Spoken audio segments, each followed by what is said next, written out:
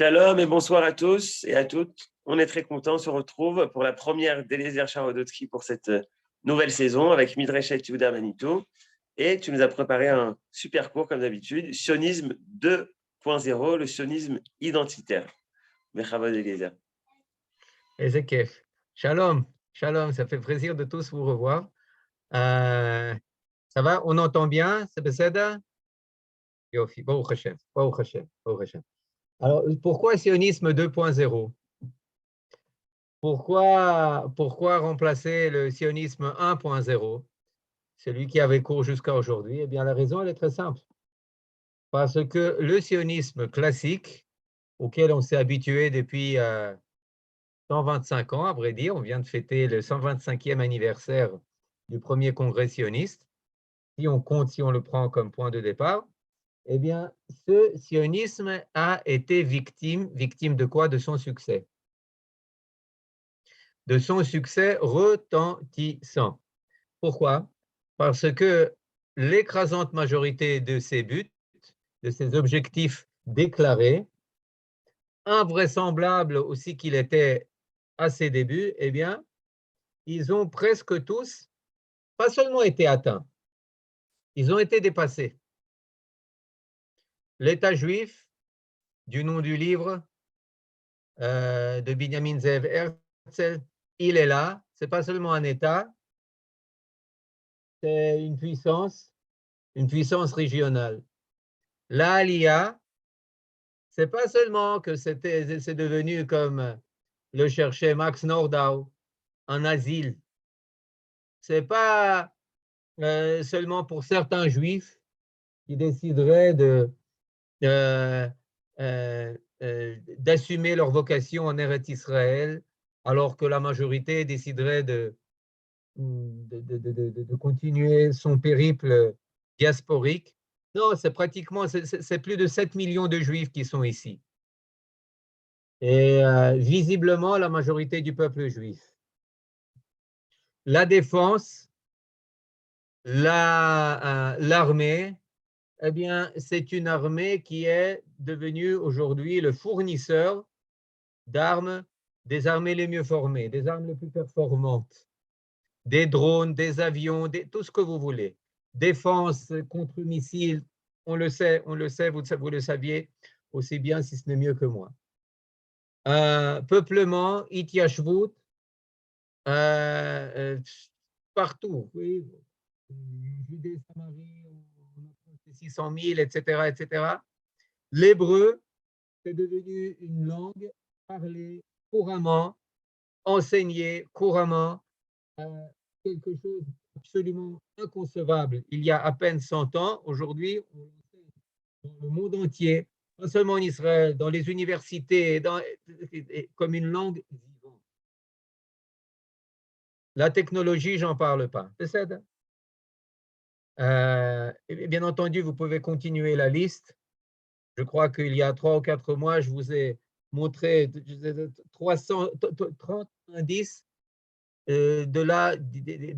des succès invraisemblables d'Israël à tous les niveaux mesurables pratiquement, que ce soit en médecine, en agriculture, en hydrologie, en lutte contre la désertification, en PIB, PNB, de tout ce que vous voulez. Bon. Et puis, alors là, qu'est-ce qui arrive? On a déjà réalisé nos rêves. Et on est là avec notre étape actuelle du Dayenu. Peut-être qu'on s'arrête là. Peut-être qu'on est arrivé à bon port. Peut-être que finalement, après 3334 ans de périple et de souffrance et de pogrom et de tout ce qui nous est d'aller-retour, Eretz Israël, etc., peut-être, pour finir, on peut respirer un peu, on peut s'étendre, on peut prendre de l'air, on peut s'étirer, on peut vivre à notre bon plaisir, Ken, vaquer à nos occupations, niveau de vie, etc., etc., être comme tout le monde. Que la normalité devienne enfin une réalité du lieu, une réalité du terrain. Peut-être qu'il est temps de passer du pourquoi, du quoi au combien et mesurer nos succès par le quantitatif et pas par le qualitatif. Regardez la grève des enseignants. Les enseignants, comme tout le monde, ils font la grève pour de l'argent. Regardez la grève des enseignants de 1913. Pourquoi ils faisaient la grève? Ils faisaient la grève pour l'hébreu. Ils faisaient la grève pour les idéaux. Ils allaient manifester à Haïfa et ailleurs. Pourquoi? Pour qu'on enseigne dans le Technion en hébreu. Leur salaire, c'est pas qu'il leur suffisait, loin de là. Mais ce n'était pas leur première préoccupation. Ce qui le préoccupait, c'était le pourquoi. Peut-être qu'il est temps de laisser de côté toutes ces préoccupations idéologiques et s'occuper du comment, du combien.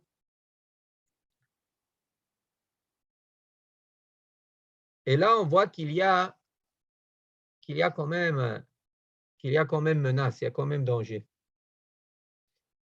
Parce que le projet national,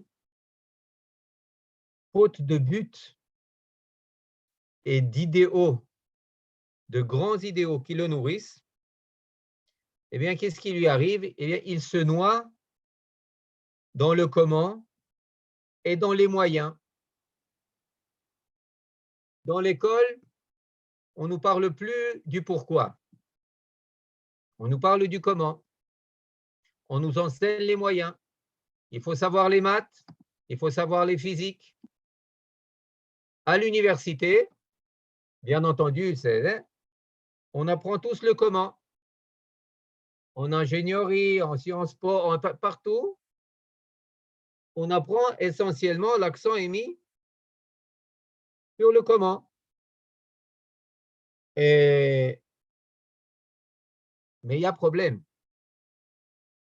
Parce qu'au bout d'un moment, tout le monde, que ce soit des enfants de 5 ans, de 15 ans, ou de 25 ans, ou de 45 ans, se pose la question, mais attendez, tout ce comment, tous ces comment, c'est pourquoi? Pourquoi faire? Toutes ces connaissances, tout ce savoir, tous ces... Il y a... Et si il y a... Quel est le sens de tout cela? Et puis, à un niveau collectif, eh bien, on se pose la question, mais attendez, mais quel est le sens de... Pourquoi avoir tout Eretz Israël? Pourquoi avoir un État? Pourquoi vivre ensemble? Pourquoi est-ce que Tel Aviv et Jérusalem doivent être ensemble? Pourquoi est-ce que notre identité juive doit nous unir? Pourquoi être juif? D'autant plus que le monde, il est très attrayant avec ses sirènes. Il nous présente une alternative toute prête. C'est un monde qui s'unit contre le réchauffement de l'atmosphère, dans la lutte contre le racisme, dans la lutte pour les droits des minorités de toutes sortes. C'est séduisant. Dans la lutte contre Poutine, contre le retour de la Grande Russie avec son impérialisme, etc. Ils ont même raison. Poutine, il n'a rien de séduisant à lui. La lutte contre Poutine, ça c'est très séduisant. Il faut être avec le monde. C'est un monde ouvert, en tout cas à l'Occident, où les frontières s'effacent. Les frontières géographiques, les frontières politiques, les frontières nationales, les frontières religieuses s'effacent. Peut-être ça a des avantages de laisser de côté ces fardeaux de la nation, de la religion, et puis faire cause commune avec l'humanité, avec l'univers, avec tout le cosmos. Peut-être que c'est là notre vocation, cosmopolite, être une bénédiction pour le monde.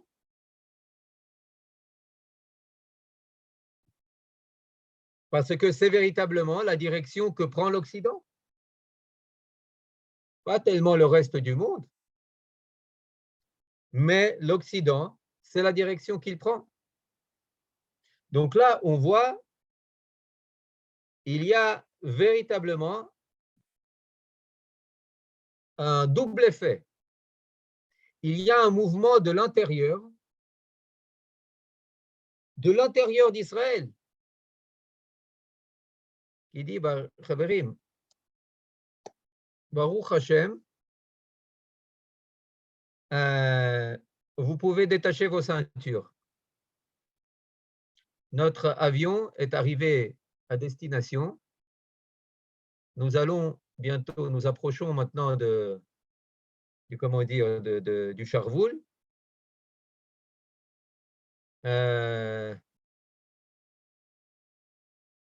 Vous pouvez descendre.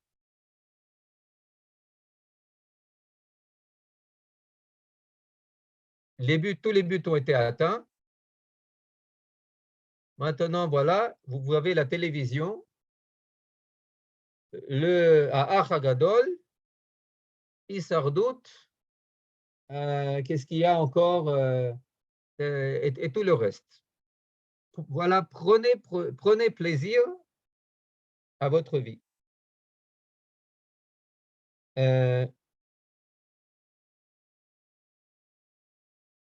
Et effectivement, en Israël, juste pour donner quelques exemples, on voit qu'il y a une tendance véritable à cela. Dans certaines écoles, plus en plus d'écoles, il y a ce qu'on appelle, bon, il y a partout la Mesibat Tanakh, la fête de la réception du Chumash ou du Tanakh, Mesibat Chumash. Mesibat Chumash où les enfants reçoivent le Chumash. Et puis, il y a plusieurs écoles qui ont dit on va innover. On va innover, c'est très joli, et les enfants, ils s'habillent, les parents, ils arrivent, ils sont sur leur 31, effectivement, et puis voilà, ils reçoivent un livre très joliment décoré avec très, très, très, très fantastique, fantastique. Et puis ils l'ouvrent, et qu'est-ce qu'ils voient? Ils voient une page blanche. Puis ils tournent la page, et ils voient une autre page blanche. Attendez, peut-être qu'il y a une erreur d'impression, etc., etc. Et puis tout le livre, il s'avère que c'est un carnet de notes. Et puis, l'enseignante ou la ganénette, rayonnante avec le sourire, et il dit, eh bien oui, les enfants, c'est votre livre. Attends, mais ce n'est pas un livre, il n'y a rien d'écrit. Ben non, c'est que pour que vous puissiez y inscrire votre sipour. Ah ben, c'est génial, mais je ne sais pas écrire. Je ne sais pas ce que c'est un sipour. Vous me l'avez enlevé. Peu importe. Voilà, c'est votre livre maintenant. Vous allez, et les enfants commencent à gribouiller, kishkushim, non, mais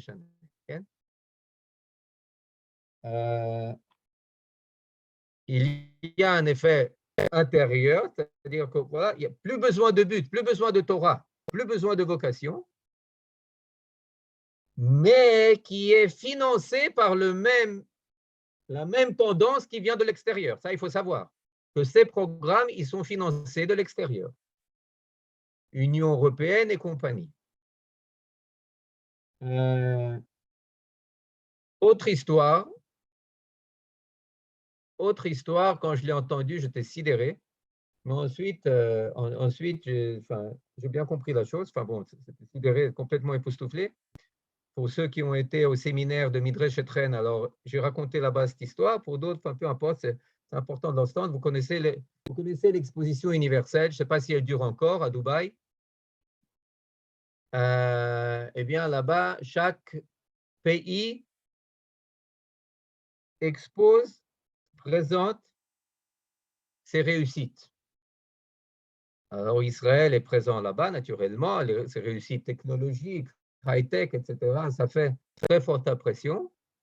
Mais ensuite, chaque pays doit aussi, il y a comment dire, une partie du temps qui est réservée pas seulement à l'aspect politique, technologique, matériel, mais qui est réservée à la partie identitaire.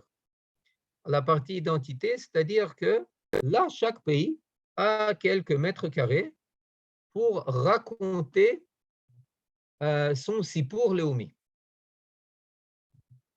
Pour raconter, ce n'est pas un cours d'histoire, mais une personne qui incarne ce Sipur, un lieu, quelque chose de particulier, je le regarde et je comprends. Ah, je comprends. Ça, c'est l'Ukraine. Ça, c'est la Géorgie. Oui, je viens. Ça c'est la Tunisie, etc. Ça, c'est la France. Chacun raconte son histoire. Tu peux, de manière gastronomique, de manière théâtrale, de manière ci, de manière ça, de manière folklorique, avec les habits je ne sais pas, moi, écossais et autres. Et c'est très intéressant ce que notre ministère des Affaires étrangères a exposé sur ce stand. La personne qui incarne le Sipur Leumi, notre histoire nationale, celui qui veut comprendre Israël, eh bien, c'est Lisa Ayoub. Qui est cette personne? Lisa Ayoub, c'est une Israélienne qui a 2 parents, dont la mère est une rescapée de la Shoah et le père, c'est un arabe chrétien de Haïfa. Et la mère, pour l'épouser, eh bien, elle s'est convertie au christianisme. Et la fille, Lisa Ayoub, eh bien, c'est une personnalité de l'estrade, de la télévision, du cinéma. C'est elle qui était la présentatrice d'Israël à l'Eurovision. Enfin, elle est connue. Je ne sais pas, les enfants l'appellent une célébrité. Une célébrité. Et naturellement, vous avez des bulles qui partent à partir de cette personnalité. Vous voyez, pluralisme, acceptation de l'autre, ouverture, etc. Mais maintenant, si on laisse de côté le politiquement correct et on le formule en termes juifs, eh bien, il y a un nom pour définir ce que incarne cette personne et le parcours de sa mère, entre autres, vu que c'est elle qui est juive dans l'histoire à l'origine. Ça s'appelle assimilation. C'est-à-dire que au Dubaï, l'État juif propose comme son récit l'histoire de cette fille qui est le résultat d'une assimilation. L'assimilation de sa mère. L'histoire juive, c'est en gros Shoah, sa mère rescapée de la Shoah, Shoah et mariage mixte, assimilation. C'est les 2 phases, les 2 pôles de l'identité israélienne telles qu'ils sont présentés. Bon, Ad Kan, ce qu'on voit, c'est assez, c'est pas très réjouissant. C'est pas très réjouissant. Ça veut dire que, en attendant le sionisme 2.0, eh bien, il a plutôt mauvaise mine. Plutôt mauvaise mine, son identité, c'est une identité qui n'est même pas universelle. Très souvent, on oppose, à l'université, on nous a enseigné toujours d'opposer l'universel au particulier. Soit vous appartenez à l'univers, soit vous êtes particulariste, nationaliste, vous êtes tribal. Eh bien là, on voit que ce n'est pas tout à fait ça. que c'est un universalisme provincial, dans le sens que Israël n'a rien d'identitaire à offrir au monde. Sa parole s'exprime uniquement en termes de high-tech, économique, technologique. Et pour ce qui est de l'identité, eh bien, on regarde du côté de l'Occident.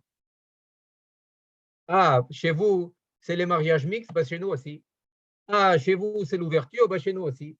Ah, c'est le pluralisme, bah, chez nous aussi, etc. Chez vous, on aime la victime, eh bien, nous aussi, on est une victime. Et donc, on voit que c'est un universalisme qui n'en est pas un, qui est véritablement un provincialisme. Mais ça, OK. Maintenant,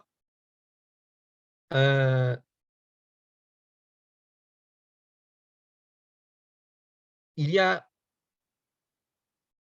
encore une chose que je voudrais dire avant de passer au second volet de notre rencontre, c'est que cette tendance dans le monde aujourd'hui à l'effacement des frontières, on ne va pas parler aujourd'hui des effacements de frontières entre les hommes et les femmes, ça on va laisser c'est le sujet de toute l'année prochaine, mais effacement des frontières, même des frontières qui étaient communément admises jusque-là, pas seulement entre nations, entre gouvernements, entre races, effacement d'absolument toutes les frontières, et même effacement des frontières entre êtres humains et machines. Même, et ça, je voudrais, à ce sujet, ça c'est quelque chose qui est on est peut-être moins conscient, mais lorsque vous voyez des films, eh bien là-bas, c'est quelque chose qui a l'air d'être une science-fiction, mais qui fait de plus en plus partie de notre réalité avec les nouvelles innovations de Facebook, de Twitter, de Meta, etc., où toute personne est invitée à vivre une vie alternative, une réalité alternative, machinale, virtuelle, dans un monde tenu et comment dire, contenu par ce qu'on pourrait appeler véritablement une machine. Et c'est là qu'arrive un autre défi, et là je voudrais vous faire entendre une personne que vous connaissez tous très bien.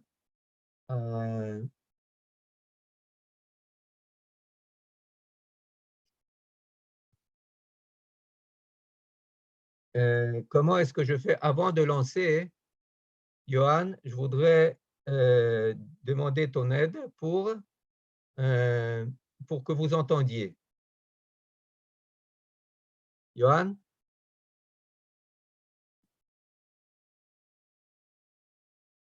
Regarde. Ah, c'est ici, je crois comme ça.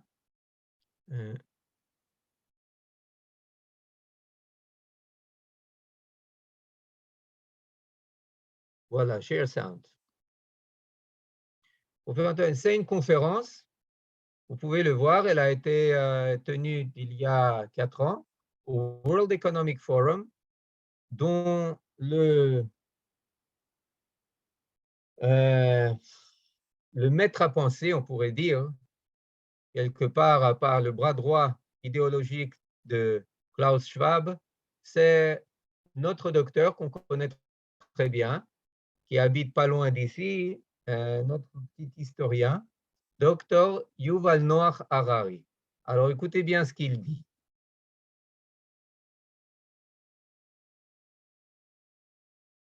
might enable human elites to do something. Klaus Schwab's top advisor, Dr. Yuval Noah Harari. Let's see what he has to say. Data might enable human elites to do something even more radical than just build digital dictatorships. By hacking organisms, elites may gain the power to re-engineer the future of life itself. Because once you can hack something, you can usually also engineer it. Elites hacking organisms and re-engineering life itself? Well, he's not talking about doing that to people, is he? Now, in the past, many tyrants and governments wanted to do it, but nobody understood biology well enough, and nobody had enough computing power and data to hack millions of people. Neither the Gestapo nor the KGB could do it. But soon, at least some corporations and governments will be able to systematically hack all the people. Well, I guess he was talking about doing that to people. All people, to be specific. And if indeed we succeed in hacking and engineering life, this will be not just the greatest revolution in the history of humanity. This will be the greatest revolution in biology since the very beginning of life 4 billion years ago. For 4 billion years, nothing fundamental changed. Not playing God, are you? Because that usually works out super well. Science is replacing evolution by natural selection with evolution by intelligent design. Not the intelligent design of some God above the clouds. Oh, you are playing God. Say more. Evolution by natural selection with evolution by intelligent design. Not the intelligent design of some God above the clouds, but our intelligent design and the intelligent design of our clouds. The IBM cloud, the Microsoft cloud, these are the new driving forces of evolution. Gosh, you wouldn't by chance have... Bon, pour ceux qui ont pas suivi ou dont l'anglais n'est pas... de quoi est-ce qu'il s'agit? De quoi est-ce qu'il s'agit? Il s'agit de pirater les personnes. Pas pirater la personne physique, pirater la personne spirituelle, intellectuelle, l'intérieur, pirater l'identité. Et celui qui peut, c'est-à-dire, il parle en fait d'une révolution, d'une première dans les 4 derniers milliards d'années, une révolution biologique, scientifique, qui permet, à la différence de tous les autres régimes totalitaires qui ont existé, pas seulement de forcer quelqu'un à se conduire de telle ou telle manière, mais de faire irruption dans son cerveau, dans son fort intérieur, pour lui insérer, pour lui insuffler des volontés qu'autrement il n'aurait pas, des désirs qu'autrement il n'aurait pas, de véritablement s'emparer du fort intérieur de l'individu, de s'emparer de son identité. Et il le présente comme une révolution, comme quelque chose de grandiose, comme quelque chose qui permettrait de, dans le cadre d'un génie, c'est même pas génétique, un génie identitaire, un génie identitaire de refondre véritablement l'être humain. Je sais que ça va loin, je sais que c'est pas facile, mais on voit que, pourquoi est-ce que je dis ça? Pour dire que dans le monde, et on le sent, le libéralisme, la liberté, les valeurs démocratiques, les valeurs comment dire, de soi, laisse place à quelque chose de tout à fait différent. Au règne d'une élite autodéclarée par une science, par nuage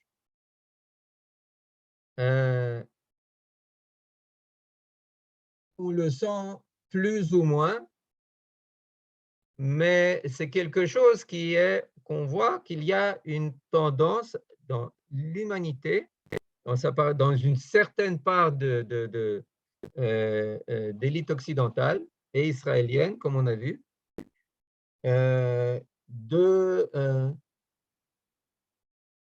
effacer les identités traditionnelles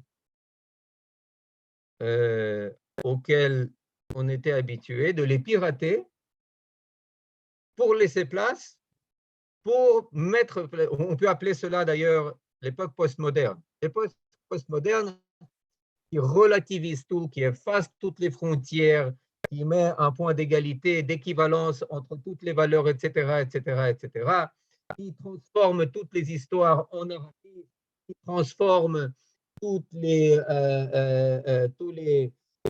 pierres fondamentales, les pierres de touche et les pierres de base de nos sociétés en quelque chose en narratif qui se valent plus ou moins, etc., etc. Tout cela n'était qu'une préparation. Tout cela n'était qu'une préparation. Pourquoi? Pour permettre la prise de pouvoir par une nouvelle classe. Quelle est cette nouvelle classe? Ce n'est pas maintenant le lieu d'en parler, mais le but de cette nouvelle classe, c'est de pirater le ADN du particulier et du collectif. Et d'implanter à sa place quelque chose de tout à fait différent. Si on veut comparer cela à la tour de Babel, je pense que c'est l'exemple le plus adapté. Mais c'est en tous les cas, ce qui se passe, c'est une chose très, très, très, très intéressante et dont on doit être très sérieusement conscient. Conscient que aujourd'hui, la véritable lutte, ce n'est plus une lutte seulement militaire, économique, même pas médiatique, c'est avant tout une lutte identitaire. On le sent, on peut le voir dans beaucoup de choses, on voit des instances, des institutions qui sont là pour remplacer le vote démocratique. On le voit aussi en Israël, où toutes sortes d'institutions, que ce soit la procurature, la haute cour de justice, etc., qui se disent tenir et défendre la cause de ce qu'on appelle la démocratie essentielle, maoutite, pas la démocratie procédurale où on procède au vote, majorité, etc., non, mais ce qui doit être la démocratie telle qu'elle est vue par le public éclairé, etc., etc. Bon, c'est-à-dire qu'on voit qu'il y a ici véritablement quelque chose de grandiose qui est aussi bien local que global et qui a pour centre la lutte identitaire.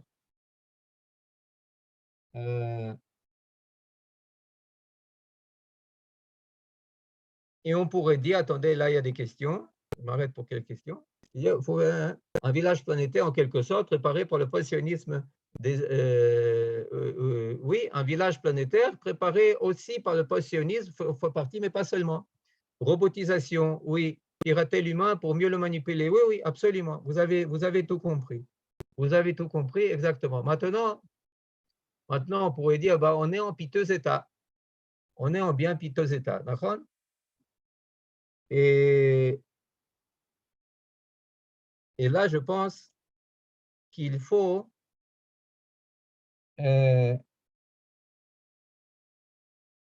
tourner le projecteur.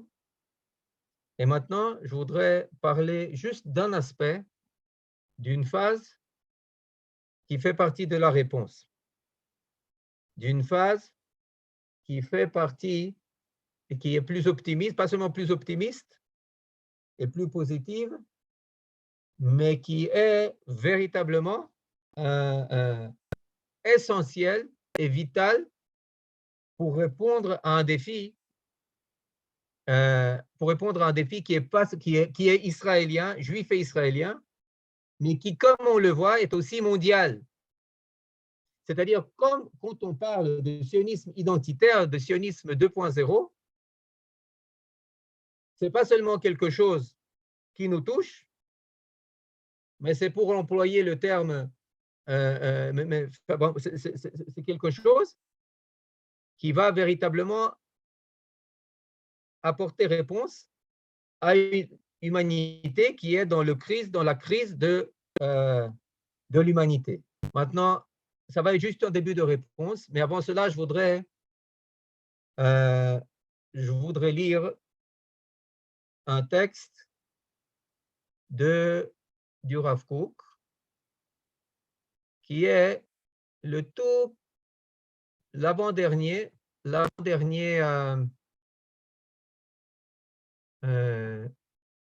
passage de Orot HaTshuva. Je vais essayer de le rendre un peu plus grand. Pourquoi Orot HaTshuva? Pas seulement parce que c'est très pertinent, on approche de Rosh Hashanah, Yamim Noraim, Yom Kippour, mais aussi parce que la Teshuvah, c'est quelque chose, la Teshuvah à temps particulier, un peu collectif, c'est quelque chose qui a été promis, qui est garanti tant par la Torah chez Birtav que par la Torah orale, Torah écrite et Torah orale.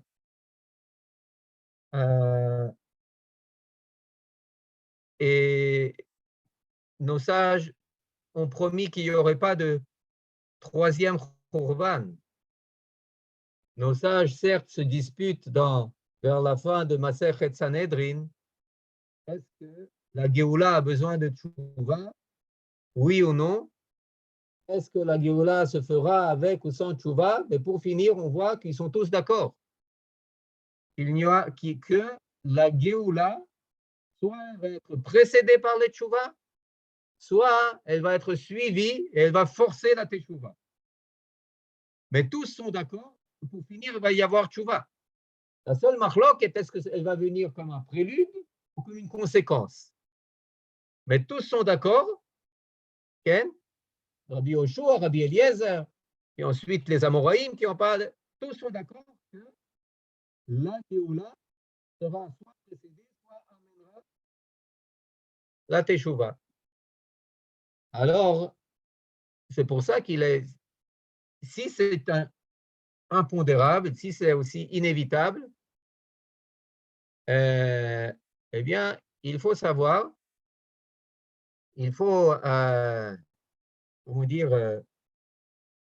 savoir par où elle va arriver, par où cette tchouva, elle va arriver. Et là, j'aurais cru que dans l'avant-dernier paragraphe du livre Orot HaTshuva, là où le Rav parle de la grande révélation de la tchouva par la vie d'Israël et sa résurrection sur sa terre, eh bien qu'il parlerait des institutions, que le Rav parlait du gouvernement. Là, je tiens le livre, la traduction du professeur Benjamin Gross, Les Lumières du Retour.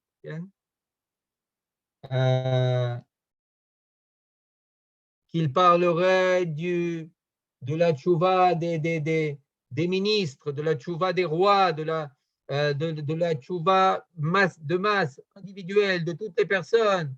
Eh bien non.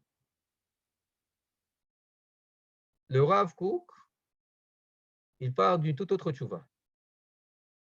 Vous pouvez le lire, c'est tout en français, c'est la traduction, encore une fois, de Beno Gross.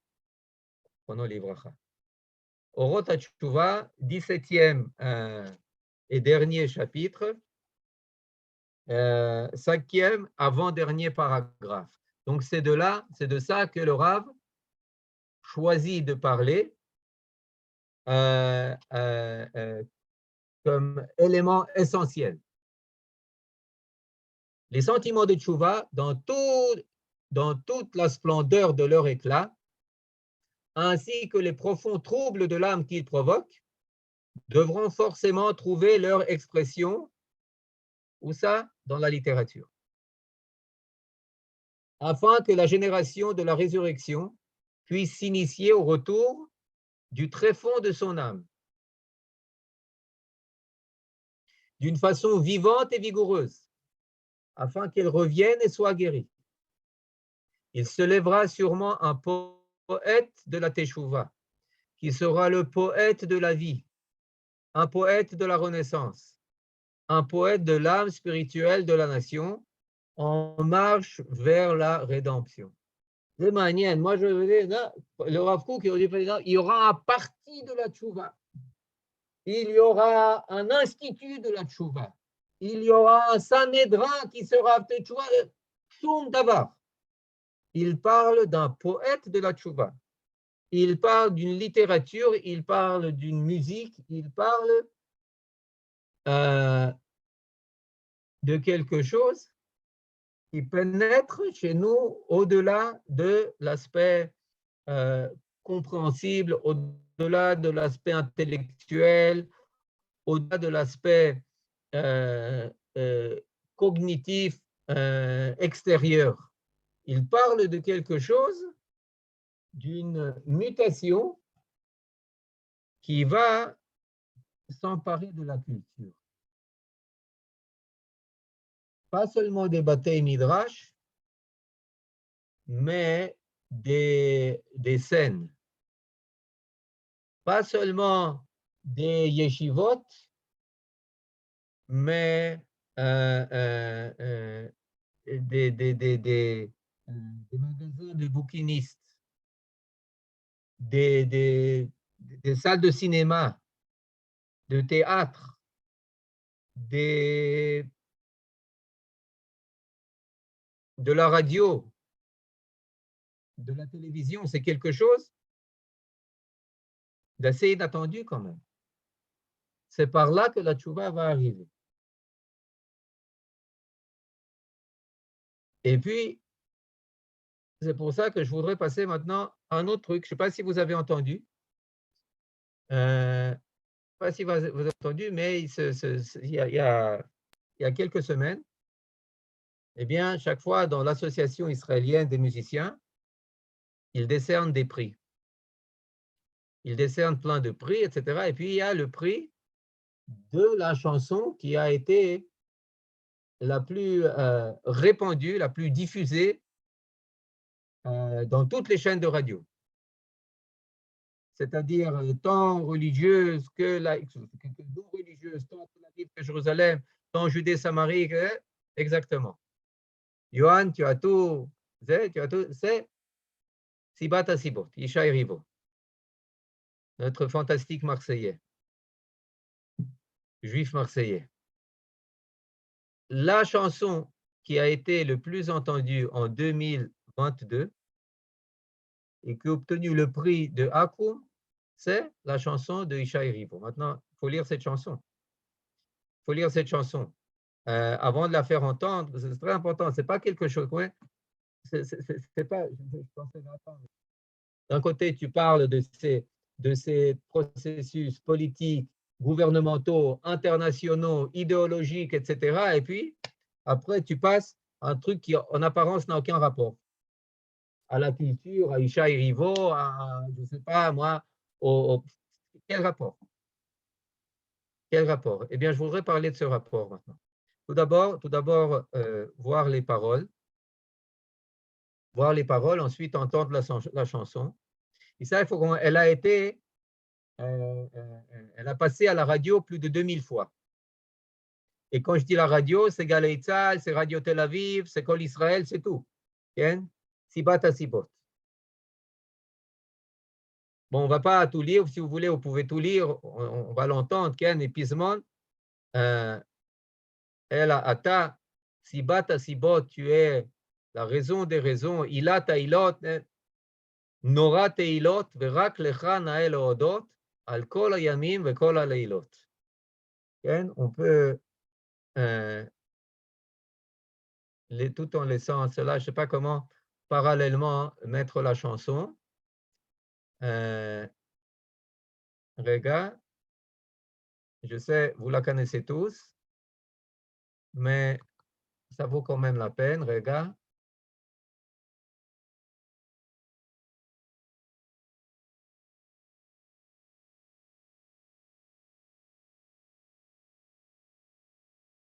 Vous l'entendez, n'est-ce pas?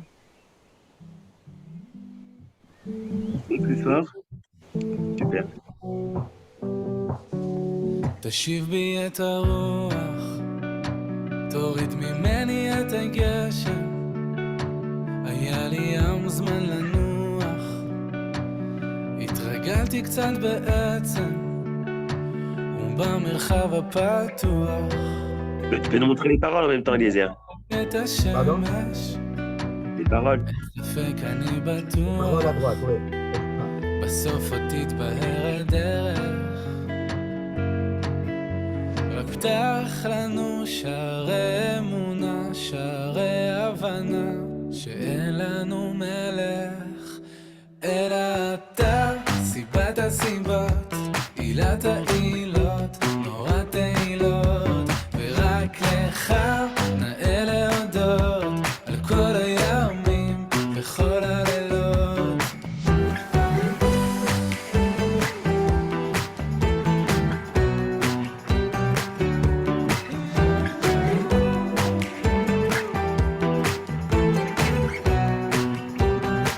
יצאנו מתיבת הנוח אל מציאות אחרת, לפדות את אסירי הכוח ולחודי הרשת, גם לקבל את השחור לבן עם כל צבעי הקשת. משנה אבות פרק ג', חביב אדם שנברא בצלם,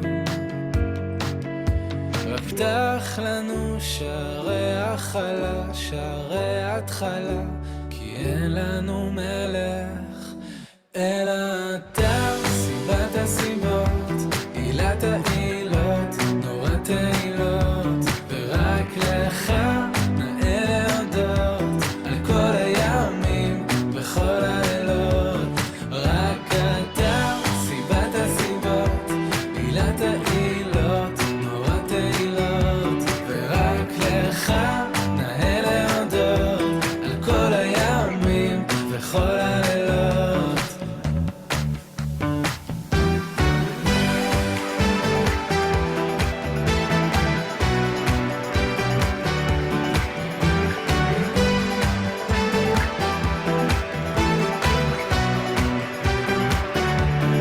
רק אתה, סיבת הסיבות, עילת העילות, שומע תפילות, ורק לך נאה להודות, על כל הימים וכל הלילות.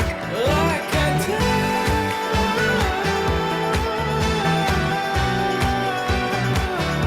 ורק לך נאה להודות, על כל הימים וכל הלילות. רק אתה.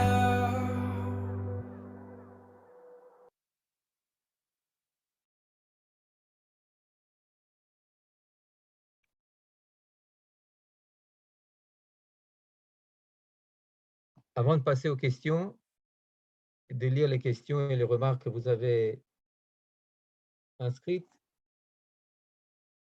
je voudrais dire encore deux petites choses. Le choix de cette chanson avec ces paroles qui ne se cachent pas derrière la mélodie très belle, qui sont très claires, qui ne laissent pas de doute. Ce n'est pas seulement le résultat du fait que ce qu'on pourrait appeler l'estrade religieuse ou la capacité de transformer des motifs profondément juifs en quelque chose de très beau et à très, très, très haut niveau. Ce n'est pas seulement ça. Avant tout, c'est le témoignage de là où se trouve le peuple juif qui réside en Eretz Israël maintenant. C'est ça qui exprime ses désirs. C'est ça qui reflète son identité. C'est dans ses paroles et dans cette mélodie et dans ces paysages qu'il se reconnaît. Sinon, à Galgalatz, croyez-moi, il ne l'aurait pas mis jour après jour. Ni à Kol Israël, ni ailleurs. Ils savent que c'est ce que le peuple veut entendre. On peut dire, quelle importance. Quelle importance? Eh bien, importance primordiale. Pourquoi? Parce que c'est la couche la plus profonde de l'identité juive. C'est ce qui exprime le niveau le plus profond de notre identité. C'est ce qui exprime un niveau au-delà de l'intellectuel, du rationnel, et au niveau de l'âme. Maintenant, quelle forme va prendre, quelle forme politique, quelle forme politique, quelle forme étatique, quelle forme idéologique, etc., va prendre ce que cette couche identitaire représente, אני לא יודע. Je ne sais pas. Dans quelle partie, dans quelle forme, dans quelle forme économique, etc., ça va découler, אני באמת לא יודע.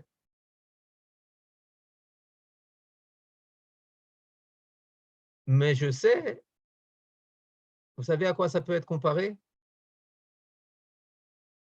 À un enfant.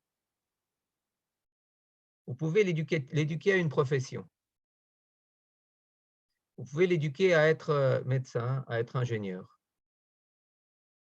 Et puis, s'il devient médecin ou ingénieur, alors vous avez l'impression d'avoir réussi. Tout est mesurable, tout est là, combien de tests il a eu, combien d'argent il gagne, où est-ce qu'il a été accepté, où est-ce qu'il a étudié, etc., etc. Tout est mesurable. Et puis, dès le début, vous lui enseignez un peu de maths, un peu de statistiques, un peu de biolo, un peu de etc. Tout est là, tout est clair. Et puis, un autre cas. Vous lui insufflez une identité juive incassable. Vous réveillez en lui le sentiment de solidarité totale avec le peuple juif. Une soif totale de la Torah.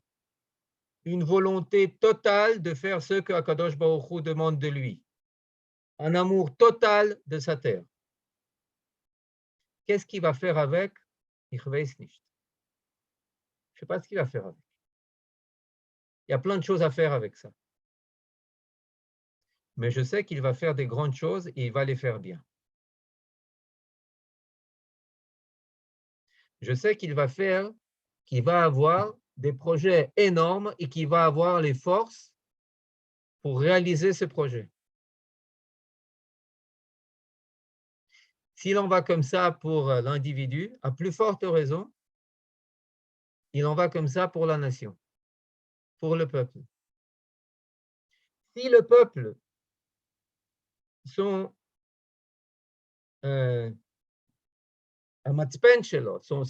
la flèche sur son, comment dire,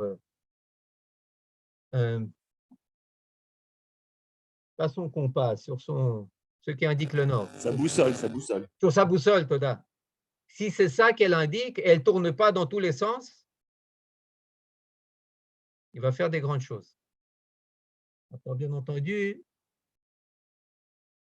il faut renforcer ça, il faut pousser ça, mais il faut voir où se trouve le cœur du peuple? Où se trouve euh, le, comment dire, sa volonté? Parce que le Congrès, les personnes très, je ne sais pas, qui écoutaient là-bas Yuval Noah Harari, quand ils l'entendent, à quoi ils pensent? Ils pensent à deux choses. Waouh, je vais pouvoir me faire du pèse. Ouais, j'entends déjà le son de l'oseille. Et puis, autre chose, waouh, alors là, le pouvoir, c'est à moi parce que c'est qui va programmer, c'est qui va piloter. Moi, je vais faire partie du camp de ceux qui vont pirater. Alors, c'est une alliance d'intérêts.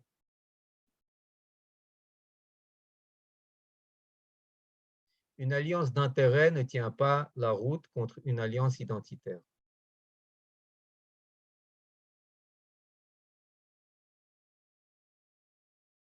Maintenant, bien entendu, cette identité, elle a un lieu, ça s'appelle Jérusalem. Elle a un peuple, ça s'appelle le peuple juif, etc., etc. Mais il faut voir que Akadosh Baruch Hu, Magdim Troufa Lemaka. Il prépare déjà comment dire, le remède, il est prêt avant que ne vienne le coup. Et quand je dis le coup, je ne fais pas référence ni au Hezbollah ni à l'Iran. Je fais référence au coup idéologique, à cette déferlante anti-identitaire qu'il faut savoir accueillir. Parce que si nous, on ne saura pas nous donner une identité, croyez-moi, il y a déjà toute une armée qui se prépare à nous en donner une d'identité. Et c'est pour ça que notre identité, elle doit être l'œuvre de nos mains avec celle d'Akadosh Baruch Hu, de l'Alliance. Bon, j'ai trop parlé, je regarde vos questions et on passe la parole. Pour une sélection, Miam Peretz. Il faut lire les livres de Guillemot, Route du temps. OK, je ne connais pas, mais je vous fais confiance. Sibat à Sibot, montre les paroles en même temps. Ouais, OK. Voilà. Merci beaucoup. Toda Rabba Eliezer, c'est un grand plaisir de t'écouter comme chaque fois. Et on va permettre maintenant aux gens d'ouvrir leur micro. Voilà. Eliezer, toi, tu peux rallumer ton micro. Et à vous la parole après ce cours fantastique d'Eliezer. Il y a eu un chat en attendant, si tu veux réagir. Ouais. Bah, j'ai rien à réagir, je suis d'accord. Merci. Je peux poser une question? Raphaël, merci. Oui. Oui, je peux intervenir? Oui. Je voudrais revenir à la première partie de... bonsoir d'abord. Bonsoir, Sophie. Et merci pour votre cours. Je voudrais revenir à la première partie de votre intervention, quand vous avez parlé de la journaliste Lucia Ayoub. En Israël, il y a une israélinité, et puis il y a une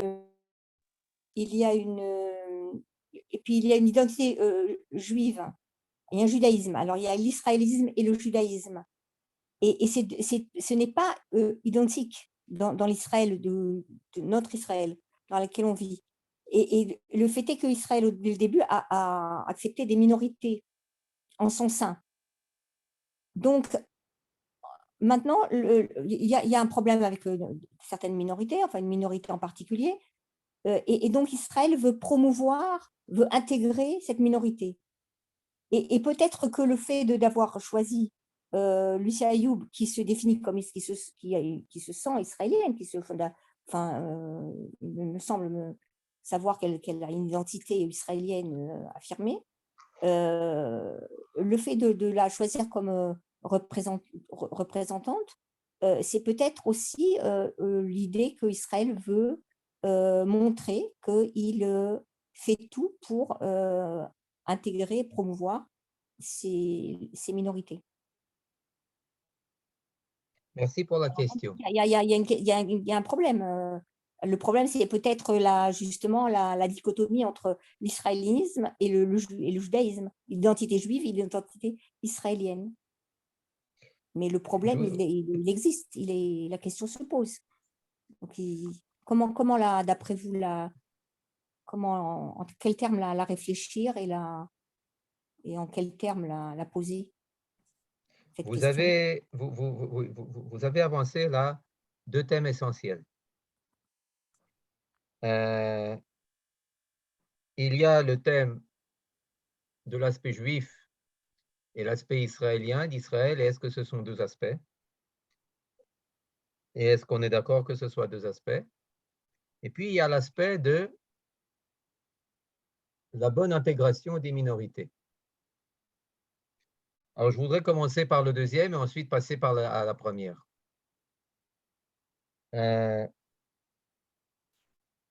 Dans l'Occident,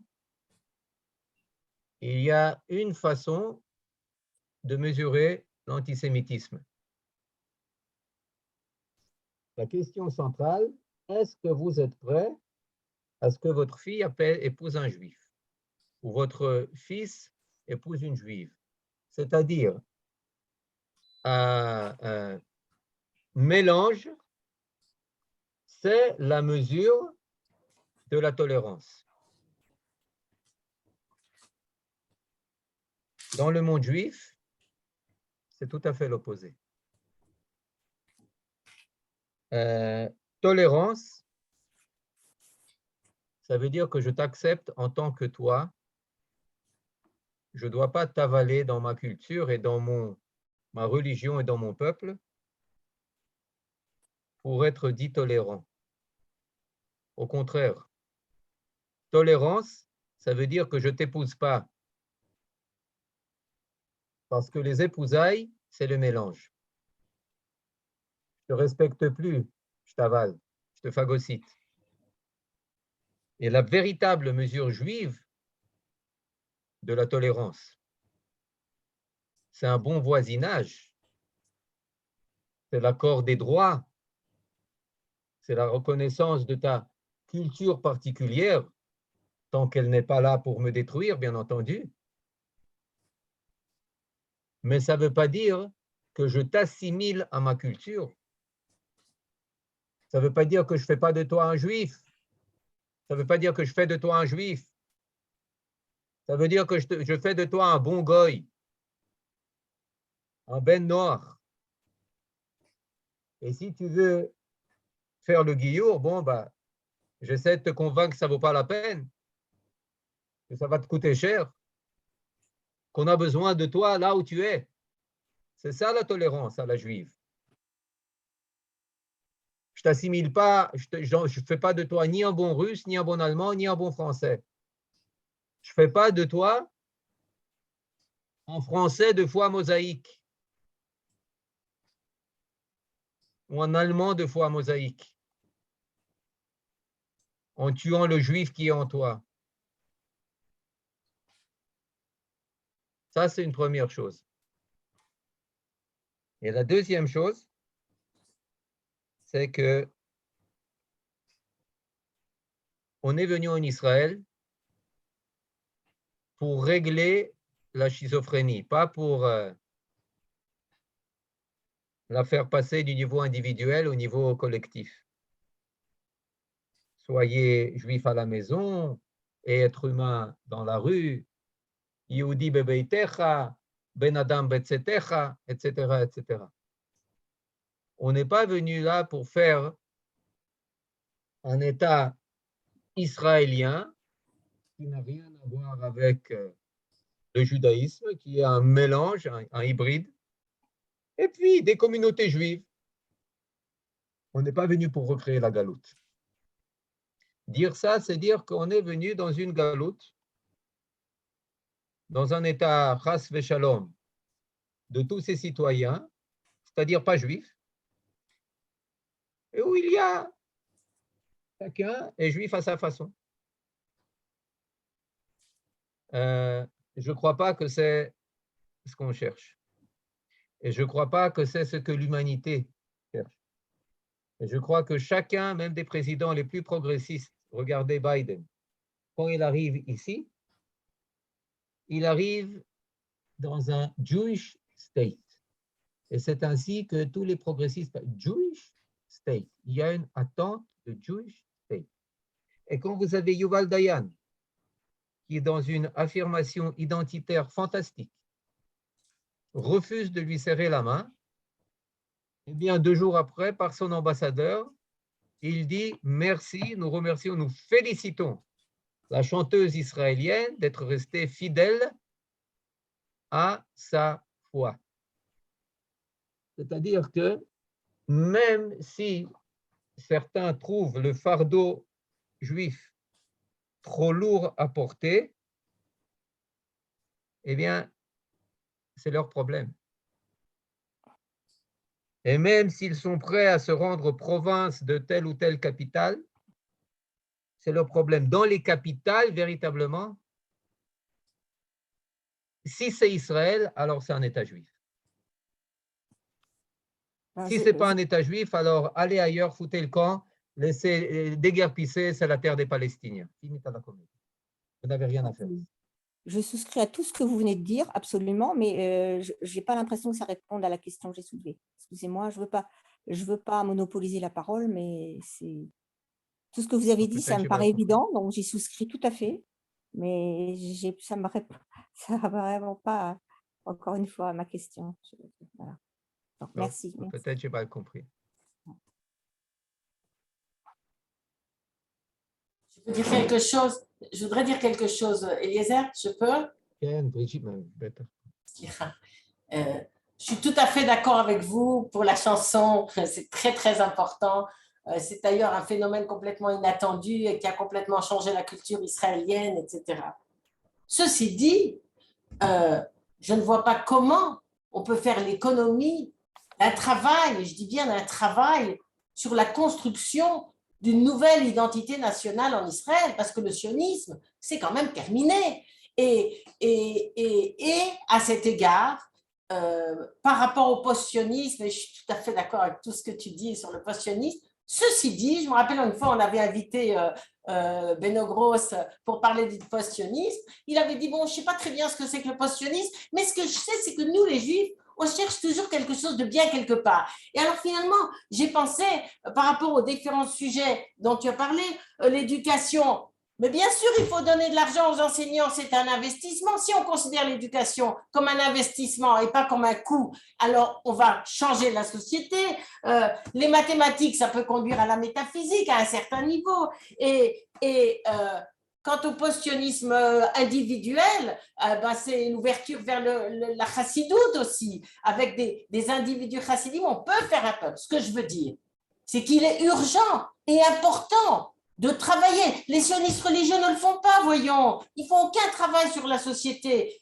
Après tout, pour arriver à la création de l'État d'Israël, on est passé par un monsieur qui s'appelle Herzl, qui a réfléchi, qui a fait un travail. Pourquoi on ne fait pas un travail aujourd'hui, voyons?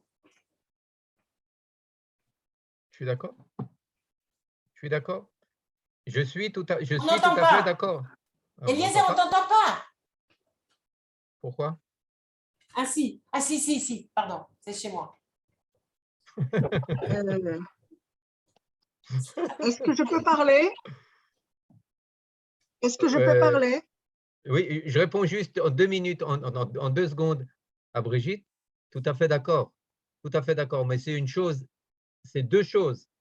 Que chercher une réponse alors que tu as l'impression d'être en perte de vitesse et dans une position très désavantageuse face à tes adversaires, ou donner cette réponse alors que tu sais que le temps travaille en ta faveur, que le peuple est avec toi, que la culture se réoriente vers des valeurs qui te sont chères et qui des valeurs de base, des pierres fondamentales pour bâtir la société juive, le sionisme 2.0. Ken.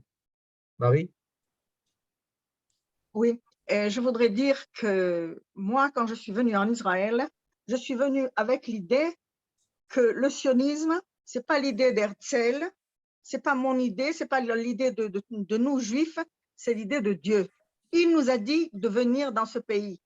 Tzion, ou Tziyen lanu et amakom.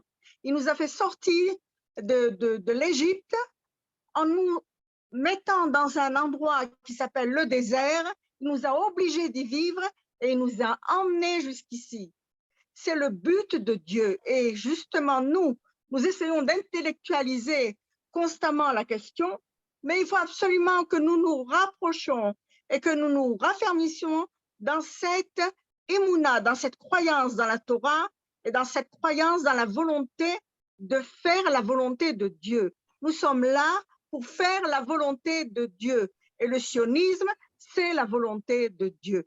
Nous sommes sur la terre de Dieu et nous devons tout faire pour la mériter. Oui. D'accord. Ken, Judith. Oui, je voudrais simplement savoir pourquoi on serait tolérant dans l'acceptation que les nations nous considèrent toujours comme un peuple déiciste. Parce que finalement, on est toujours pour eux le juif des nations et on est toujours coupable. Et ça, on ne peut plus le tolérer. Là, dans ce sens-là, on ne doit pas être tolérant. Je suis désolée. Il faut arrêter. Vous l'entendez? Non, bien sûr, il ne faut pas être tolérant. Mais vous l'entendez beaucoup encore, ce message? Ben, il nous traite comme des coupables, hein, toujours. On est toujours coupables. Oui. Ben, oui, mais coupables. C'est-à-dire qu'on a tué pour eux Dieu, donc on est coupable. Voilà, à l'internam. Il y a de plus en plus de missionnarisme en Israël. Oui, il a fait. Ça, c'est tout d'abord, bon, coupable. Je crois qu'il y a aussi beaucoup de nations du monde qui sont en attente et qui sont au contraire très, très admiratifs d'Israël et de ce qui se passe ici. Et ça, c'est un changement énorme, énorme. Maintenant, la tradition de faire de nous le bouc émissaire, je ne pense pas que c'est des déicides, mais aujourd'hui, ils se choisissent d'autres dieux. Par exemple, la journaliste qui a été tuée à Jenin de Al Jazeera. Eh bien, c'est le nouvelle accusation. On va pas en parler. Il faut savoir qu'il y a aussi une toute autre frange du monde qui est rivée à ce qui se passe ici et dans un aspect, une perspective beaucoup plus intéressée et admiratrice. Ça, c'est une première chose. Deuxième chose, regarde, Daniel, vous avez dit qu'on enseigne le christianisme, etc., dans les écoles. Eh bien, ça aussi, et même dans l'armée, on essaye certains de le faire passer. Eh bien, ça, je voudrais donner ma réponse. D'abord, je suis complètement choqué. Deuxième chose, pas surpris. Troisième chose, ravi. Bon, alors c'est complètement contradictoire. Choqué, pas besoin de dire pourquoi. Dans Tzal, Kodesh HaKodashim, etc. Pas surpris pour la simple raison que Tzal, pour telle ou telle raison, s'est rendu complètement silencieux quant à la signification au sens du service militaire. Pourquoi est-ce qu'on fait la guerre? Pourquoi est-ce qu'on doit être prêt à donner sa vie? Ça, elle n'en parle plus. Donc là, quand tu gardes silence sur une question qui exige d'avoir une réponse, eh bien, et naturellement, d'autres réponses vont filtrer. Troisième chose, pourquoi je suis ravi? Eh bien, parce que ça veut dire qu'on entre dans une période biblique. Parce qu'on nous dit, la Torah nous dit, maintenant le livre, Dvarim, il nous dit sans cesse que la plus grande menace, quand on entre à la maison, en Eretz Israël, pour finir, c'est quoi? C'est Avodah Zarah. C'est Avodah Zarah. Ce n'est pas nos ennemis, c'est pas si. C'est la Avodah Zarah. Pourquoi d'ailleurs? À l'extérieur, etc. Non, c'est ici. C'est ici que c'est la plus grande menace, que ça nous guette. C'est ici. Donc là, le fait que ça se passe, vous n'avez pas pris au sérieux? Vous n'avez pas lu le livre de Dvarim? Vous n'avez pas lu le livre de Yoshua, enfin Yoshua, Shoftim? Vous n'avez pas lu Shoftim? Vous n'avez pas lu le livre de Shmuel? Alors, Khaverim, c'est le défi. C'est le défi identitaire. Exactement. Et ça revient. Vous ne voulez pas assumer votre identité? Ben, pas de problème, on a une identité alternative à vous proposer, Khaverim. Alors là, c'est un truc, c'est pour ça que là aussi, je suis ravi. Pourquoi? Ça veut dire que tout se passe comme il faut. C'est le défi qui doit arriver, qui nous attend. Maintenant, on a toutes les forces, on a tous les outils, on a toutes les compétences pour le relever. Eliezer, il n'y a pas longtemps, il y a quelques semaines, les missionnaires ont laissé des tracts sur la Rakevet Kala. Et je suis pratiquement, très souvent, je téléphone à Yad Le'achim pour leur dire de venir vite à Tachana Merkazit ou quelque part ailleurs. Ils sont toujours là en train de prêcher, c'est incroyable. Ils rentrent même dans des trucs Facebook. C'est incroyable. Mais Ils sont désespérés. Leur donner réponse les fait fuir. Essayez. Moi, je peux faire une remarque? Oui, Sophie. Oui, je pense qu'on ne peut que se réjouir et vraiment être émerveillé par le fait que le peuple juif parle avec l'État d'Israël, avec l'État du peuple juif.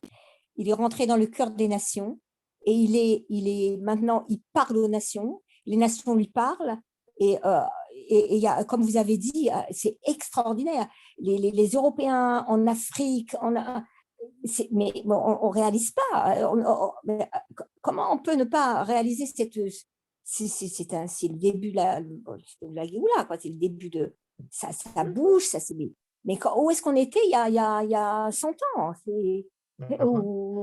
C'est extraordinaire. Enfin, donc c'est même pas. Alors, il y a des paradoxes, il y a des problèmes, il y a des difficultés, il y a le problème des minorités, il y a le problème politique. Mais si on s'élève un peu, enfin, moi, à mon sens, mais on peut que se réjouir, vraiment. C'est Madime. Voilà. Et moi, je suis venue par sionisme, par Herzl. Et moi, je suis persuadée que c'est Dieu qui l'a envoyé. Enfin, c'est bon, c'est comme ça.